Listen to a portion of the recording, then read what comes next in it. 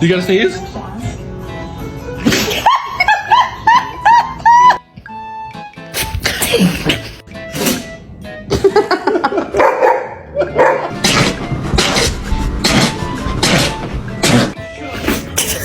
Yes, could have joined us on Planet 2. My name is James Halliday.